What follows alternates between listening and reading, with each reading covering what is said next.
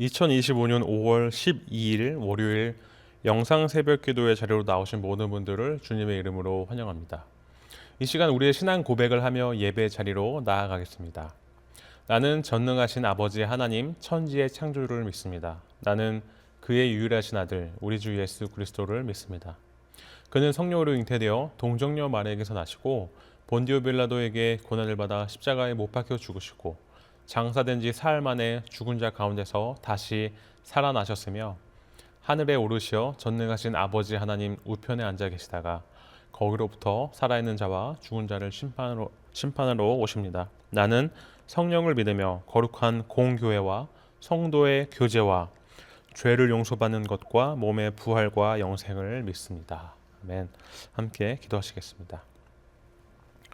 거룩하신 하나님, 이 새벽에 주님의 임재 앞에 조용히 나아갑니다. 우리의 연약함과 부족함을 고백하오니 주님의 긍휼로 덮어주시고 용서하여 주시옵소서.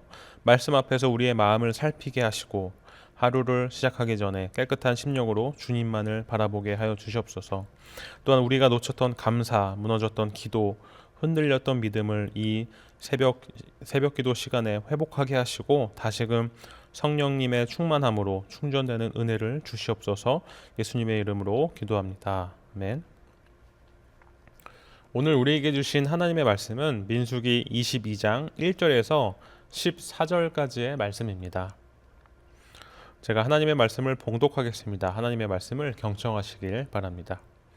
이스라엘 자손이 또 길을 떠나 모압 평지에 진을 쳤으니 요단 건너편 곧 여리고 맞은 편이더라.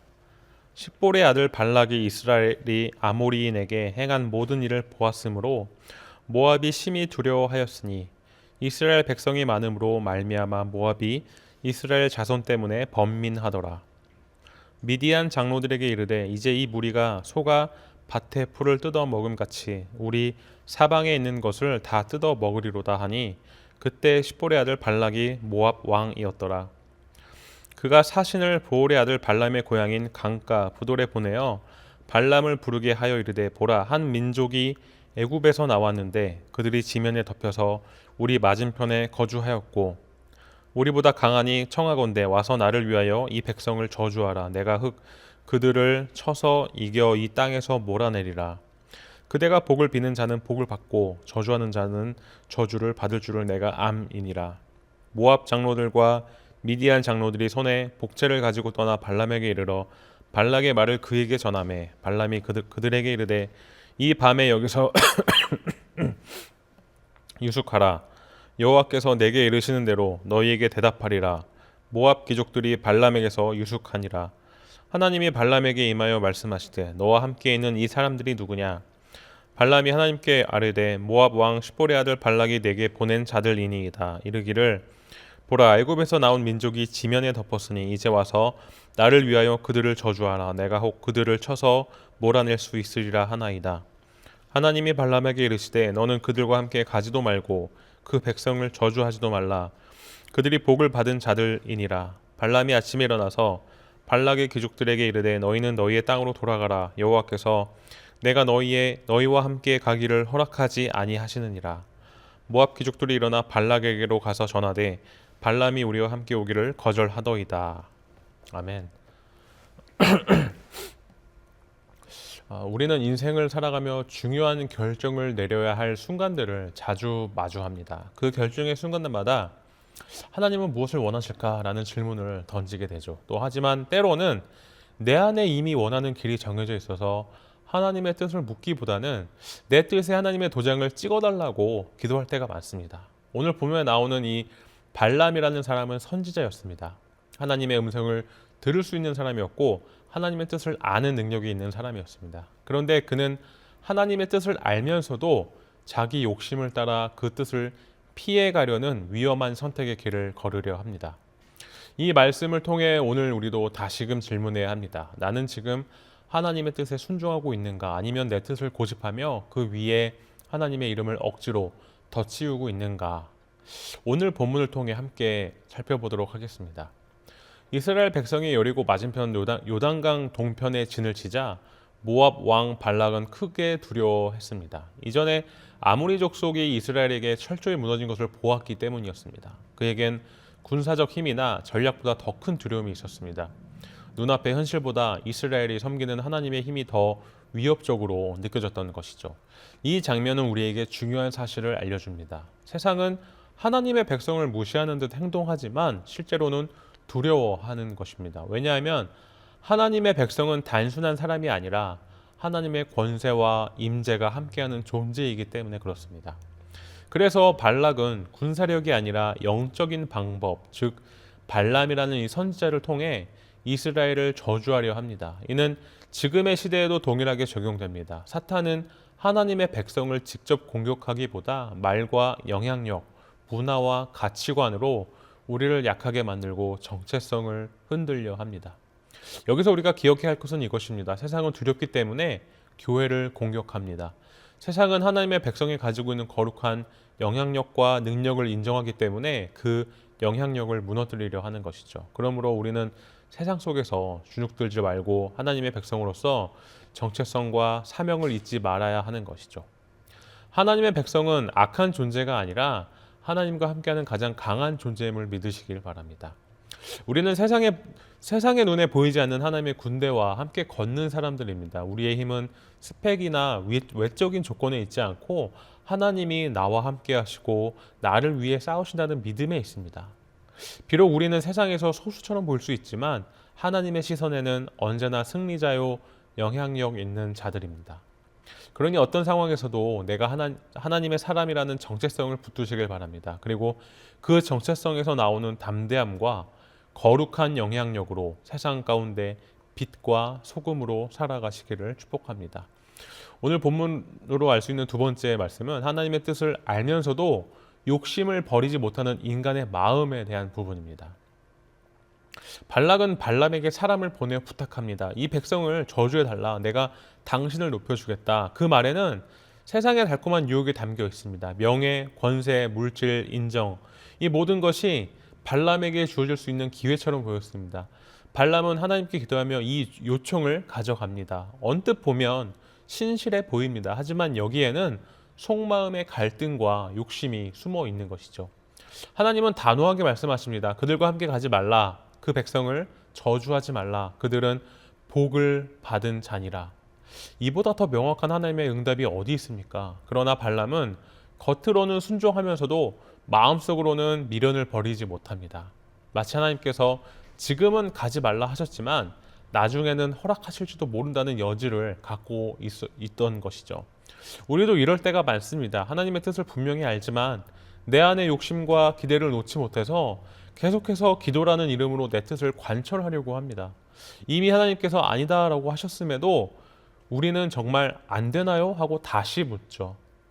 여기서 중요한 교훈은 이것입니다. 하나님의 뜻이 분명하게 주어졌다면 우리는 더 이상 묻지 말고 순종해야 하는 것입니다.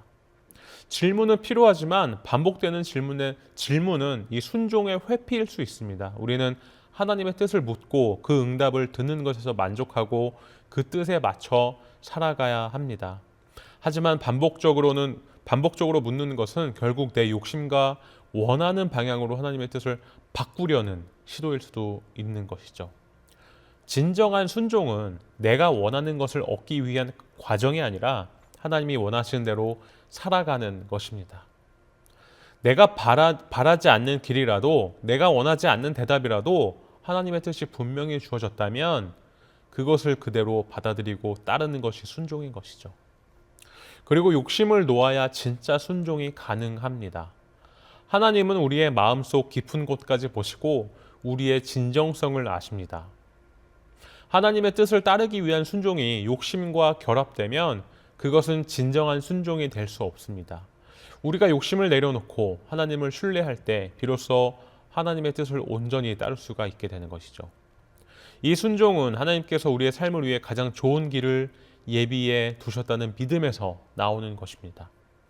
하나님의 뜻에 순종하는 것은 곧 하나님의 사랑과 인도하심을 경험하는 길인 것입니다. 하나님은 결코 우리를 해치지 않으시고 우리가 겪는 모든 일 속에서 선한 뜻을 이루어 가십니다. 그러므로 하나님의 뜻을 받아들이는 것이 우리의 축복의 시작임을 믿고 그 뜻에 순종하는 삶을 살아가야 하는 것이죠. 세 번째로 오늘 본문을 통해 알 수 있는 것은 하나님의 뜻보다 앞서지 말라인 것입니다. 발람은 하나님의 응답을 사자들에게 전합니다. 여호와께서 나와 함께 가지 말라 하셨느니라. 그러나 이 말 속에는 뉘앙스가 담겨 있습니다. 하나님이 지금은 허락하지 않으셨어요 라는 마치 나중에는 가능할 수도 있다는 여지를 남기는 태도인 것입니다.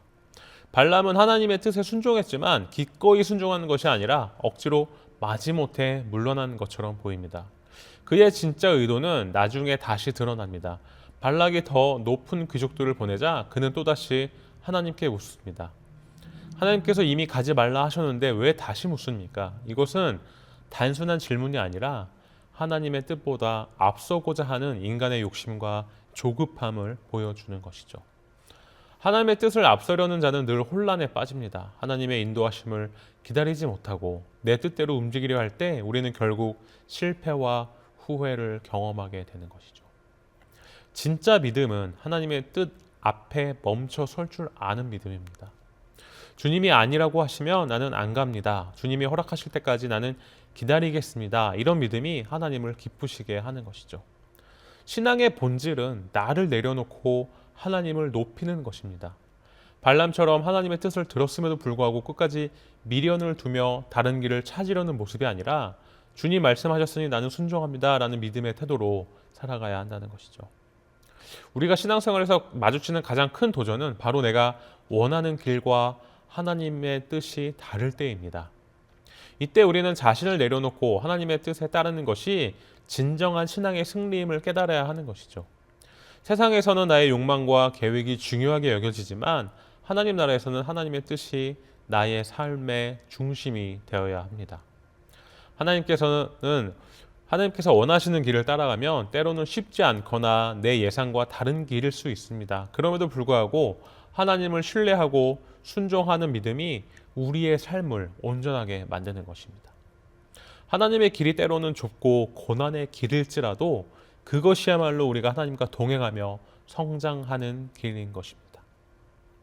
하나님은 우리가 순종을 통해 더욱 더 큰 축복과 영광을 경험하게 하십니다. 따라서 우리는 일상 속에서 우리의 뜻을 내려놓고 하나님의 뜻에 기꺼이 순종하는 삶을 살 때 진정한 자유와 평안을 누리게 되는 것이죠. 하나님께서 나의 삶의 주인이 되시고 그분의 계획이 나의 삶을 이끌어가도록 내 삶을 맡기는 것입니다. 그것이 바로 신앙의 본질이자 하나님께서 원하시는 삶이며 우리 각자가 실천해야 할 삶의 자세인 것입니다. 하나님의 뜻에 따라 살아가는 것은 단순히 규칙을 지키는 것이 아니라 하나님과의 깊은 관계 속에서 진정으로 살아가는 것임을 우리는 기억해야 하는 것입니다. 사랑하는 성도 여러분, 오늘 본문은 우리에게 경고합니다. 하나님의 뜻은 명확합니다. 문제는 그 뜻을 들었을 때 어떻게 반응하느냐인 것입니다. 발람은 하나님의 뜻을 알았지만 그 뜻보다 자신의 욕심과 유익을 더 소중히 여겼습니다. 그 결과 나중에는 하나님께 큰 책망을 듣고 결국 파멸의 길로 가게 되는 것이죠. 사랑하는 성도 여러분, 하나님의 뜻보다 내 뜻을 앞세우지 마십시오. 하나님의 인도하심보다 내 욕심을 앞세우지 마십시오. 하나님의 뜻이 분명해질 때 즉시 온전히 기쁨으로 순종하는 삶을 살아가시길 소망합니다. 함께 기도하시겠습니다. 하나님, 오늘도 말씀으로 우리의 길을 비춰주시니 감사합니다. 하나님의 뜻보다 내 뜻을 앞세우고 내 유익과 감정을 따라 살았던 저희의 연약함을 고백합니다. 발람처럼 말로는 하나님의 뜻을 구하면서도 마음속으로는 여전히 세상의 유혹을 바라보는 이중적인 모습에서 돌이키게 하여 주시고 하나님의 말씀 앞에 즉시 순종하게 하여 주시옵소서.